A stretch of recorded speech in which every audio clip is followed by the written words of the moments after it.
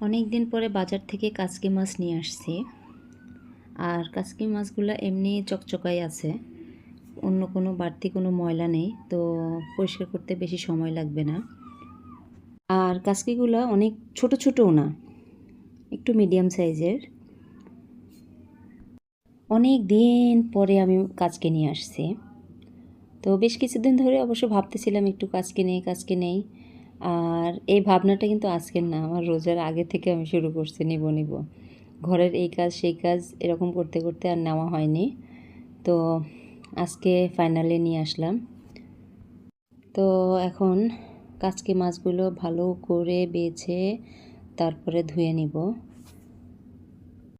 তারপরে এটাতে একটু পেঁয়াজ টমেটো দিয়েই রান্না করব আজকে। তো এই তো পেঁয়াজ টমেটো আর একটা আলু নিয়ে নিছি। আলুটাকে একেবারে খুবই চিকন করে কেটে নিছি।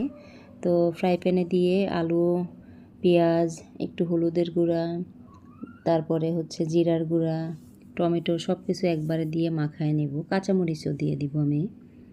তো কাচকি মাছ যেহেতু চচ্চড়ি হবে, সেহেতু একটু স্পেশাল করে রান্না করি। কাচকি মাছ সবসময় আমি হাতে মেখে বসাই। আমার কাছে মনে হয় যে হাতে মাখানো মাছগুলা মজাও লাগে, খারাপ লাগে না। আর যেহেতু বড় মাছ রান্না করতেছি না, কাচকিই রান্না করতেছি, সেহেতু হাতে না মাখালে তো মজা পাওয়া যাবে না। তো মশলাগুলোকে সুন্দর করে মাখালাম। মাখানোর পরে এখন কাচকিগুলো দিয়ে একটু মাখায় নিচ্ছি। তেলও দিয়ে দিছি আমি। মাছটা মাখানো শেষ। এখন সবজি রান্না করার পালা। আমি সবজিটা ভাজি করব। পাঁচমিশালি সবজি, ফুলকপি, সিম, আলু, তারপরে গাজর, টমেটো এগুলো দিয়ে সুন্দর করে একটু ভাজি করব, সাথে একটু ধনিয়া পাতা অ্যাড করব।